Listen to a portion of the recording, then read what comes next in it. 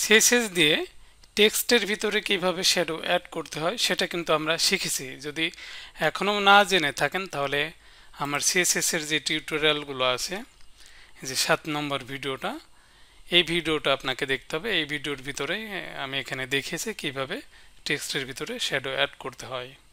অনেক সময় দেখা যায় যে আমরা আমাদের ওয়েবসাইটের বিভিন্ন এলিমেন্টে এরকম শ্যাডো অ্যাড করে থাকি, নিচের দিকে, ডানে, বামে, উপরে, সব দিকে আর কি এরকম শ্যাডো অ্যাড করা যায়। তো এটা কিভাবে করতে হয় সেটা এখন আমরা শিখব। তো এটার জন্য আমি এখানে একটা ডিভ এলিমেন্ট নিচ্ছি, ডিভ নিলাম। তারপরে এই ডিভের ভিতরে আমি একটা ইমেজ অ্যাড করি। এখানে ইমেজ, আমার এই প্রজেক্টের যে ইমেজেস নামে ফোল্ডার আছে, এই ফোল্ডার ভিতরে কিন্তু অনেকগুলো ইমেজ আছে অলরেডি। তো এখান থেকে আমি একটা ইউজ করি, যেমন এই ইমেজটা ধরেন আমি ইউজ করব। তো ইমেজটা আছে কোথায়? ইমেজেস নামে একটা ফোল্ডারের ভিতরে। তারপরে এই ইমেজটা আমি এখানে অ্যাড করে দিলাম। আর এই ইমেজের একটা উইথ দিয়ে দিই, যদি উইথ বড় হয়, অনেক বড় হয়, এই জন্য আমি 300 পিক্সেল উইথ দিয়ে দিলাম। এবার যদি রিলোড করি তাহলে এই যে ইমেজটা কিন্তু এখানে শো হচ্ছে। এবার এই ইমেজের নিচে আমি একটা h2 এলিমেন্ট অ্যাড করি। ওকে, তো h2 এলিমেন্ট অ্যাড করলাম। এবার আমরা এই ডিভ এলিমেন্টটাকে সিলেক্ট করে ডিজাইন করে ফেলি। প্রথমে এর আমি একটা উইথ দিচ্ছি, উইথ দিলাম ধরেন 300 পিক্সেলে দিলাম। তারপরে মার্জিন দিয়ে এটাকে আমি সেন্টারে নিয়ে যাই 50 পিক্সেল উপর নিচে, আর অটো দিয়ে এটা আমি সেন্টারে নিয়ে যাচ্ছি। এবার রিলোড করি, এই যে সেন্টারে চলে আসলো। তো আমি এই যে এই হেডিংটাও সেন্টারে আনতে চাচ্ছি, এই জন্য আমি এখানে জাস্ট টেক্সট অ্যালাইন এই প্রপার্টিটা অ্যাড করে এর ভ্যালু সেন্টার দিয়ে দিলাম। তাহলে হেডিংয়ের যে টেক্সট আছে এটাও সেন্টারে চলে আসবে। এই যে, আচ্ছা, তো আমি ব্রাউজার থেকে আমি শ্যাডো অ্যাড করে দেখাচ্ছি, তাহলে আমরা এখানে লাইভ দেখতে পারবো যে কিভাবে কি হচ্ছে। আমি এখানে ইন্সপেক্ট করি, তারপরে এই যে ডিভ এলিমেন্ট এটাকে সিলেক্ট করব। এটা হলো প্রথম কাজ।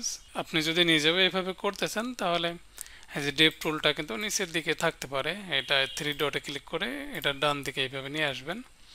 এবার এখানে বক্স শ্যাডো, সিএসএস এর যে প্রপার্টিটা আছে বক্স শ্যাডো, এটা অ্যাড করতে হবে প্রথমে। তো এখানে টোটালি 5টা ভ্যালু আছে, তো আমি একটা একটা করে দেখাই। প্রথমে হলো হরিজন্টাল ভ্যালু, তো আমি এখানে 10 পিক্সেল দিলাম। তারপরে আছে হলো ভার্টিক্যাল ভ্যালু, যেটাকে ওয়াই অফসেট বলে। এই যে দেখেন, দুইটা ভ্যালু কিন্তু আমি অ্যাড করেছি এবং এখানে শ্যাডোটা আমরা দেখতে পাচ্ছি। এবং এটা ব্ল্যাক কালারে আসছে। ব্ল্যাক কালারে আসছে কারণ এই যে টেক্সটের কালার ব্ল্যাক, এই জন্য ইনিশিয়াল কালার হিসেবে টেক্সটের কালারটা নিয়ে নিয়েছে। তো চাইলে এখানে আমরা কালার অ্যাড করে দিতে পারি। ধরেন আমি রেড কালার অ্যাড করলাম, এই যে দেখেন রেড কালার হয়ে গেল। কিন্তু এবার ধরেন আমি এটাকে শ্যাডো করব, মানে ব্লার করতে হবে আমাকে। এই জন্য 3 নম্বর ভ্যালু হিসেবে আমি এখানে ব্লারের এই সাইজটা দিতে হবে। কত পিক্সেল ব্লার করবেন? আমি ধরেন 1 পিক্সেল দিয়ে শুরু করি। আমি আস্তে আস্তে বাড়াচ্ছি, দেখেন আপ অ্যারো প্রেস করে বাড়াচ্ছি। এই যে দেখেন এটা কিন্তু আস্তে আস্তে ব্লারটা কিন্তু আরও বেড়ে যাচ্ছে, দেখছেন? এই যে যত ভ্যালু বাড়াবেন তত এটা ব্লার হবে। আচ্ছা, এরপরে 4 নম্বর যে ভ্যালুটা সেটা হলো কালারের আগে, এটা হলো স্পিড, মানে এই যে ব্লার হচ্ছে শ্যাডো, এই শ্যাডোটা কত পিক্সেল ছড়াবেন আপনি, সেটার ভ্যালু এখানে দিতে হবে। ধরেন আমি 1 পিক্সেল থেকে শুরু করি, 1 পিক্সেল। তারপরে এটুকু আমি সিলেক্ট করে আপ অ্যারো প্রেস করতে থাকি, দেখেন ভ্যালু বাড়ছে এবং শ্যাডোর স্পিডটা আরও বেড়ে যাচ্ছে। এই যে দেখেন যত ভ্যালু বাড়াবেন তত বাড়বে এরকম। তো আমি ডাউন অ্যারো প্রেস করে এটা আরও কমে নিয়ে আসি। তাহলে এখানে কি দেখলাম আমরা? এটা হলো এক্স অফসেট মানে হরিজন্টাল ভ্যালু, এটা হলো ওয়াই অফসেট ভার্টিক্যাল ভ্যালু, এটা হলো ব্লার, কত পিক্সেল ব্লার করবেন, যত বাড়াবেন তত এটা ব্লার হয়ে যাবে। তারপর এটা হলো স্পিড, মানে কত পিক্সেল আপনি ছড়াবেন। তারপরেই হলো কালার। এখন এই যে হরিজন্টাল ভ্যালু এবং ভার্টিক্যাল ভ্যালু, এখানে কিন্তু আমরা নেগেটিভ ভ্যালু দিতে পারি। এখন আছে কি পজিটিভ ভ্যালু না? তো আমি ব্লারটা কমিয়ে দেখাই, এটা ব্লার আমি এখানে 0 করে দিই, ব্লার 0 করে দিলাম, এটাও 0 করে দিই। তো দেখেন এই যে এই যে হরিজন্টাল ভ্যালু এটা দেওয়ার কারণে আমাদের এই যে শ্যাডোটা কিন্তু ডান দিকে আছে। তো আমি যদি হরিজন্টাল এবার বাম দিকে চাই তাহলে আমাকে কি করতে হবে, এখানে মাইনাস দিতে হবে। তাহলে এই যে দেখেন হরিজন্টালে যে শ্যাডোটা ছিল এটা কিন্তু বাম দিকে চলে আসলো। তারপরে এই ভ্যালুটা আছে কোনটা, নিচের এটা। তো আমি এখানে 20 পিক্সেল দিলে এটা আরও ক্লিয়ার বুঝবেন। এই যে 20 পিক্সেল দিলাম। এই যে ভার্টিক্যাল এই কালারটা, এই শ্যাডোটা, এটা যদি আমরা ভার্টিক্যালি নিচের দিকে না নিয়ে উপরের দিকে নিয়ে যেতে চাই তাহলে আমাকে এখানেও নেগেটিভ ভ্যালু দিতে হবে। এই যে নেগেটিভ, তাহলে উপরের দিকে চলে যাবে। ওকে, এরপরে ধরেন আমি আবার শ্যাডো যে ব্লার ভ্যালু বাড়াবো। এই তো গেল। এখন এই যে শ্যাডোটা হচ্ছে এটা কিন্তু এই বক্সের আউটসাইডে মানে বাইরের দিকে হচ্ছে। চাইলে আমরা এই শ্যাডোটা এই বক্সের ইনসাইডেও ইউজ করতে পারি। সেটার জন্য আমাকে সবার প্রথমে ইনসেট নামে একটা ভ্যালু অ্যাড করতে হবে, ইনসেট। তাহলে এই যে দেখেন এই যে শ্যাডোটা এখন কিন্তু ভিতরের দিকে আছে। তো এইভাবে যদি কখনো কোনো এলিমেন্টের ভিতরে এরকম শ্যাডো অ্যাড করার দরকার হয় তখন আপনাকে ইনসেট এটা দিয়ে করতে হবে। আর এখান থেকে আমি মাইনাসগুলো উঠিয়ে দিই, এখান থেকে মাইনাসগুলো উঠিয়ে দিই। আচ্ছা, এখানে দেখেন আমরা কিন্তু একটা শ্যাডো অ্যাড করেছি, বাট আমরা কিন্তু মাল্টিপল শ্যাডো এখানে অ্যাড করতে পারি। কিভাবে, এখানে তো আমরা রেড ইউজ করেছি। তো এই ভ্যালুটা আমি জাস্ট এখানে কমা দিয়ে আবার এটা পেস্ট করলাম, আবার আমি কমা দিয়ে আবার এটা পেস্ট করলাম। তারপরে এটার কালার আমি ধরেন যে আমি অন্য একটা কালার দিই, এটা দিলাম হলো গ্রিন কালার, একটা গ্রিন কালার দিলাম, আর এটা দিয়ে হলো আমি ব্ল্যাক কালার, তো এটা দিলাম ব্ল্যাক কালার। ওকে, তাহলে এখানে দেখেন 3 রকম কালার আছে। আর এখানে দেখেন এই যে আইকন আছে, এটা তো আমরা জানি যে কালার পিকার, এখান থেকে কালার পিক করা যাবে। কিন্তু এখানে এই যে শ্যাডোর যে ভ্যালুগুলোর প্রথমে দেখেন এখানে একটা বক্স আছে, এই যে বক্স, এটাতে যদি আমি ক্লিক করি এই আইকনটাতে তাহলে একটা শ্যাডো এডিটর এখানে ওপেন হবে। তো আমি ক্লিক করে দেখাচ্ছি, এখানে আমি ক্লিক করলাম, এই যে দেখেন এটা কিন্তু এডিটর। তো আমি ধরেন এটা কমিয়ে দিলাম, তারপরে সেকেন্ড যেটা আছে এটা আমি আর একটু কমালাম, তারপরে এটা আমি এইভাবে রাখলাম। তারপর এখানে ক্লিক করলে যে ব্লারগুলো এগুলো ধরেন আমি কমিয়ে দিই, তারপরে এটাতে ক্লিক করে এটা ব্লার কমিয়ে দিই। এই যে দেখেন এখন কিন্তু এই যে 3টা যে কালার আছে এটা কিন্তু ক্লিয়ারলি বোঝা যাচ্ছে। তো এটাও আমি কমিয়ে দিই, এই যে দেখেন। তো এইভাবে আমরা মাল্টিপল শ্যাডো অ্যাড করতে পারি। ওকে, আচ্ছা, তো আমি এখানে এই যে আর ভ্যালুগুলো আছে একটা রেখে আমি বাকিগুলো এখান থেকে রিমুভ করে দিচ্ছি, রিমুভ করে দিলাম। এবার আমি শ্যাডো এডিটর এটা ওপেন করে এটাকে আমি আরও ভালোভাবে কিভাবে ইউজ করা যায় সেটা দেখাবো।